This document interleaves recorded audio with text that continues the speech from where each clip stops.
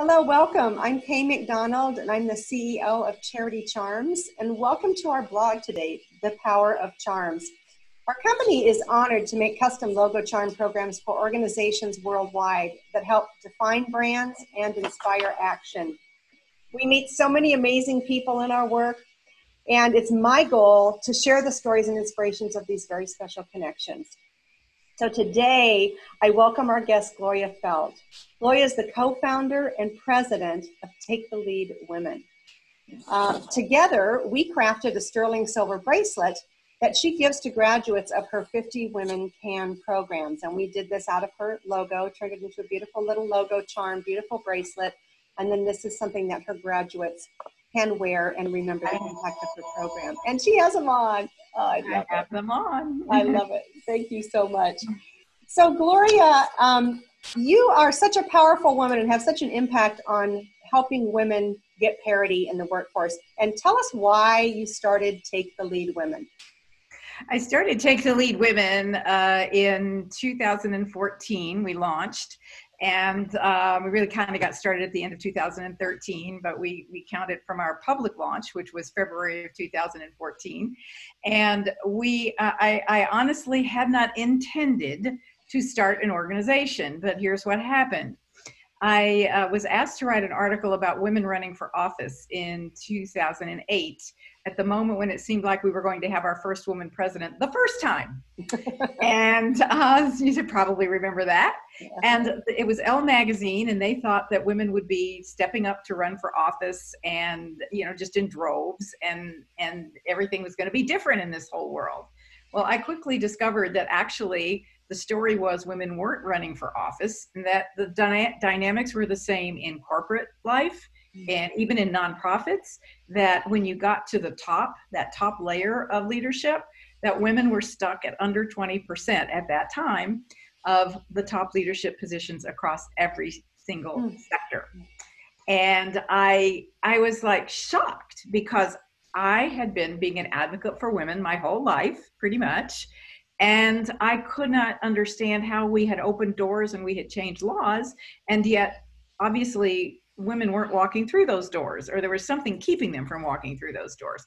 So I decided to do my own research. The research became a book, No Excuses, 9 Ways Women Can Change How We Think About Power. And I was just writing book. I mean, I was just, you know, that was the end of it for me. And then people started asking me to teach workshops using the book.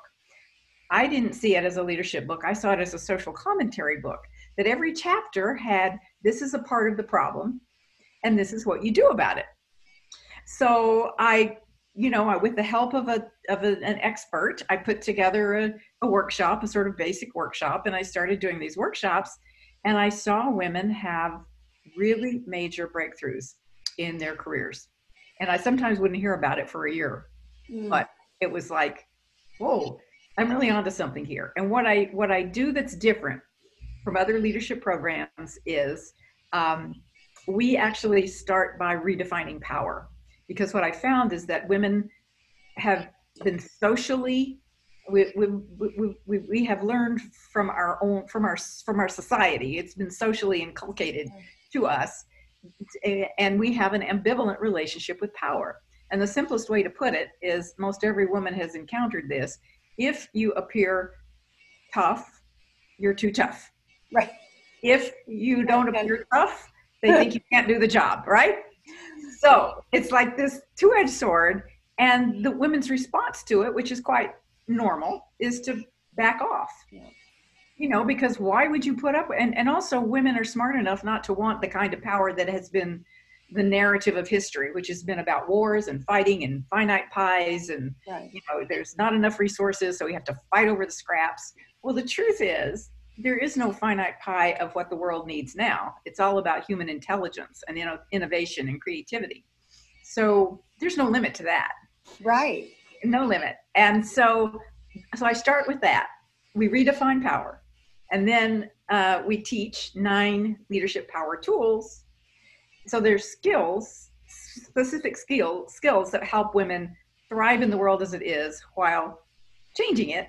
Right. And then they each create a strategic plan for themselves. So that's kind of a long answer to a short question, But what really happened was, once I saw that it had this program had such an impact, I sort of came out of what was semi-retirement, and here we are.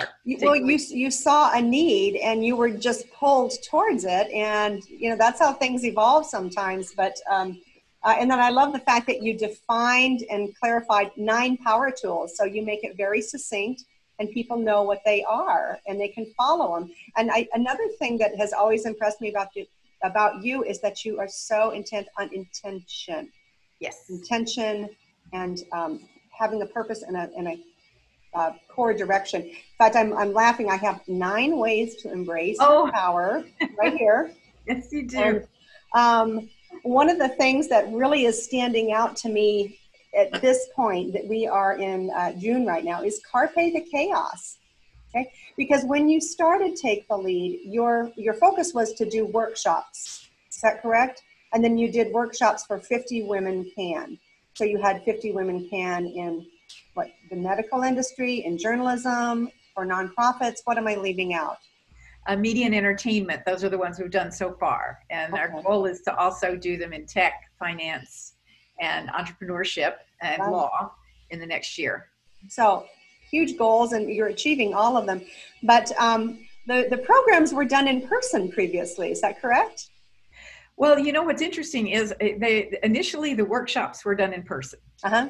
And then I did an online version of the workshops and put it well. And I should probably back up and say that I also teach an academic course at Arizona State University, in which I teach an expanded version of, and a more appropriate to the academic setting. So with more research and that sort of thing. So it's very adaptable. And so I did create an online version of the course really almost about 6 years ago. And I've taught it a number of times, but because the in-person programs were so successful for the last 2 or 3 years, I've been concentrating on those. Yes. And then pandemic. And all of a sudden we're all pivoting in all kinds of ways, right? Yeah, we're just figuring out new ways to do everything. So we have just launched the 50 Women Can Change the World in Journalism virtually. I mean, we just did a quick pivot. Honestly, as a nonprofit, fundraising has also been extremely difficult. Yes. Since all of these things started happening, and now it's not just the pandemic. Now it's also the movement for racial justice, which is certainly core to our mission as well. And we've always had about 50% or more of our participants have been women of color. So we've always been very intersectional about it, but now even more so. But it also means that fundraising is a big, huge challenge right now. Oh, so we're figuring out how to do all these things with fewer resources. Mm-hmm. And, in the online setting, you actually can do that. Yes, you can save money. That's right. We're not feeding people. As long as you can still make money. Right. Yeah, we're not feeding people right now, so that's right. Good. So we're just pivoting, and we're really everything we do we can do virtually. Uh-huh. But people do like to be in person. So do you think that this virtual thing is certainly helping you through the gap? Do you think that it may transform your model and that you'll do a lot more of this in the future, or are you hoping to go back to the in-person once this dissipates? Yeah, Kay, I'm actually hoping both. Yeah. I'm hoping both. Perfect because I've completely redone the online version of the course. Uh-huh. That's open to the public. This is not, I don't mean the academic course now. I mean the one that any woman can take. Right. And I have, so I've completely redone that for professional women. And I also have a goal of doing a version of it for young women who are bridging from college to workforce. Because I feel like there's a real need for that, because I noticed that what happens with young women, and I learned this a lot from doing the academic version of the course, which is that, the good news is girls now are told they can do anything and be anything, right? Yes. And then they get into the workforce. And it's dispelled a bit. And then they get hit with so many, implicit biases and things that they never had been taught would, never been told might happen. And, some of these things happen to men as well as women, but particularly for young women, they're particularly vulnerable to some of these things. And then they step back, and they step back just at the point in their career when they need to be really pushing forward. Yeah. So I want to do a really accessible version of it for college women bridging to the workforce. And so I just, I feel like I want to adapt it in every possible way. Sure. And I also see that the online course, now that I have it all packaged up, will be a great value for companies that are having tight budgets, budgets. And also because they can't have their people travel like they could before. Right. So this will be something that they can license. And they can use it as is, or they can hire us, because I've been training other women to do this training. We have lots of leadership ambassadors who can go in and facilitate virtually or in person. So I see I really see the virtual as being, this is not going to end. This is not going to stop. But and it's interesting too that new opportunities and new thoughts and directions are coming out of this, because before the focus, I think, was women in the workforce. Now you're trying to get the women before they go into the workforce so that you can have the impact. And then truly, I love the idea of providing it to companies. I mean, there's such a need. There's such a need. And, you already have all the work done, all the messaging, the courses and everything. So that's just a natural direction. That's wonderful. The other thing too that I think is very special about your community, and I want to talk about community a little bit, Gloria, because I think now, especially more than ever, with people being at home and not being able to touch and feel and go out to lunch and do coffee and everything, having communities, whether they're online, whatever, is just becoming more and more important. So in Take the Lead Women, you defined it is a community, but now you're really building a community. And so I think that's just one of the things that's so important. And the other thing that has always impressed me about you is your diversity and inclusion. You touched on that a bit, but talk to me about how that's become probably even more of a focus here in the last couple months. Right. Yes. Well, and you mentioned the Carpe the Chaos power tool. Yes. Well, that's really, I think, that's guiding us right now in everything we do. We're just, where is the opportunity in this mess? And there always is. If you look for it, there's always some diamond underneath the dragon's foot. There's always something there. Right. But so I guess to explain the diversity and inclusion elements of Take the Lead, I really need to tell more of my own background, because I actually became involved in social justice issues in the civil rights movement era in the 60s and 70s. And that is where I learned you can change anything. Mm-hmm. That's where I learned the power of people joining together to make change. And it's also where I realized that the men were in the leadership positions and the women were doing all the work.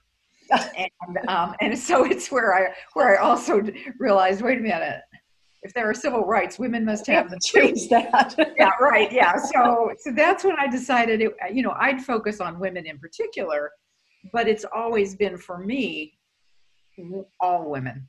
It's been really important for me to have a diverse team, a diverse board, and to be providing our services to a really broad base of people, because I believe in the power of diversity. I believe in the strength of having many different perspectives in the room at any given time.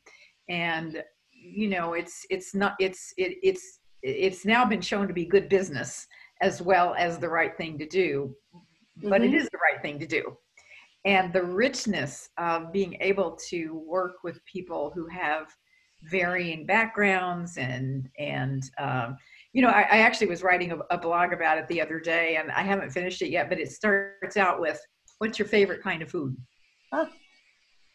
we all love to eat diversely, right? Oh, sure we do. Absolutely. So if we can eat diversely, We should ought to be live able diversely. to work Right, diversely and appreciate it in the same kind of way. right, It's just, it makes your life better and richer and happier. right. Mm-hmm. Well, and you really focus on parity for all. Yes. Women, men, I Yes. don't quite children because Right. workforce, but men, women, and all races. Exactly. So, Yeah. I mean, parity that's what it means. It doesn't mean women taking over the world. It means having equity and equality and the equal ability to, basically, we all are born with gifts that we need to give the world. Right. And the world needs these gifts. The world needs all of these gifts. Yes. So I want to make it possible for everybody to be the best they can be. Absolutely. And women so many times are not acknowledged, but we'll get a woman president here soon. I think it'll be in our lifetime, Kay.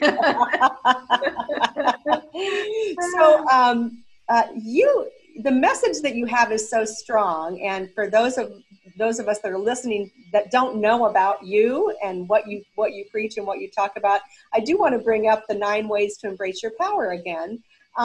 This is a whole school of thought, a whole messaging that can make people stronger, not only in their professional lives, but I believe also in their personal lives. I just want to run through them real fast, if I may.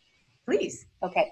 Know your history and pipe in anytime. Mm-hmm. Define your own terms. Very important. Use what you've got. So many people don't do that. Embrace controversy. That's certainly happening now. Carpe the chaos. Wear the shirt. Take action and create a movement. You have truly done that here, Gloria. Employ every medium and tell your story. And today we're trying to tell your story. I do want everyone to know that if you want to know more about this, you can actually go on now and take your online course, which wasn't available before to everyone, right? That's true. That's true. Now, we have closed enrollment to the current course right now. Okay. But you can always put your name in, and that way you'll be the first to know the next time I do it, because I'm going to keep doing this every few months. Now, it is a self-study course, which is a cool thing. But I'm doing it. Excuse me. I'm doing it in a way that there are cohorts there as well. Right. So although the women are going at their own pace, they have their own Facebook group in addition to the course platform. So they are making relationships with each other, and I do a live Q&A every week, so that we have a good cadence, a good combination of the best of virtual and also the in-person touch. So that's why I started it. I closed registration. I'll open registration again. Don't know when people might be listening or watching to this, but right now it's June. It's June, and I'll start another one probably in September. So just know, always put your name in if you're interested, and we'll let you know. Something to look forward to. And I must mention that you are a nonprofit, as you said before. And I believe that you did an outreach recently where you'd like for people to underwrite the course for women that can't afford it. And I think that's a wonderful way for people to contribute, honor your work, and give a hand up to a young woman. Well, thank you for mentioning that. Yes. Well, and also I will say, we did an email inviting people to underwrite a course for a woman who's been furloughed or lost her job because of COVID. And mostly what we got back was women saying, I lost my job because of COVID. Can I get a scholarship? You need like a balance. Right. Yes. Right. So we know there's a need. That's the important thing. We know there's a need, and we know that we can fill those slots. So yeah. Oh my gosh. Well, I have so enjoyed our time. There's so much more we could talk about it, so much more we could cover. But what makes you feel every day when you wake up? What makes you feel most inspired about what you're doing? The thing that makes me feel most inspired is always the stories of women who have been through the program, and will say, and I'll just randomly get an email or a letter or a phone call sometimes from somebody who was through one of the programs, and she'll say, I took this program a year ago, 3 years ago, whatever. And I wrote down in my plan that I wanted to be vice president, or I wanted to be this, or I wanted to do that. And now I am. So I just wanted you to know that. And also stories like I would have simply never put my hat in the ring for this position if I hadn't, or I wouldn't have asked for that raise if I hadn't been through this program. And it gave me the courage to do it. And also the recognition of the value that I bring to the table. I mean, so often we don't realize the value that we personally bring. And that's one of the things that women get from this program, is they really analyze what their points of power are, what the value is that they bring, and what the relationships are that they have that can help them get where they want to go. Those are some of the kinds of really practical things that they do. Sure. So what keeps me going is that about the time I get exhausted, somebody will write to me or call me, and then I get all energized again. And the other really added thing of anyone coming in contact with you and going through your program or just meeting you is that they become part of the Gloria Feldt community, the Take the Lead Women community. And I think there's so much value in that community as well. So not only have you created this amazing positive force in the world, but you've created a whole nother value add. So I feel honored because I feel like I'm part of your community. I loved going to your conference in February. Thank goodness it was in February. Yes, thank goodness. Yes. And thank you, because, I was just going to say, you are part of the community, and you've been part of the community, and you've been such a great supporter. And when we give the women these bracelets, they just, it makes them feel so special. So, and we don't let anybody have these bracelets except people who've been through that program. That's right. So they know it's a very special thing, and it's something that you've created that is just really wonderful, Kay. Well, it's been one of my most favorite projects ever. So thank you, Gloria. It's a joy to work with you. And thanks for your time today. I know how busy you are. Is there anything else that you'd like to say before I wrap up and tell people how they can get in touch with you? That is the only thing I was going to say, is I always forget to tell people how to get in touch. So if you're going to tell them that, well, then I was going to say, I'll give that to you. Go to the website. It's taketheleadwomen.org. Is that correct? It's actually .com. Oh, .com. Okay. If they type in .org, it will also come to us. But okay. You can subscribe to Take the Lead this week. They have a newsletter. You can bring Take the Lead leadership development programs to individuals and companies just by going on and finding the information. She has a book, No Excuses, 9 Ways Women Can Change the World and How We Think About It. And Gloria has an amazing podcast, which is just great to listen to. So multiple ways to interact and feel the love of Gloria. So thanks again, Gloria. Appreciate all your time. It was great to talk to you today. Thank you, Kay. It was great. It was a pleasure.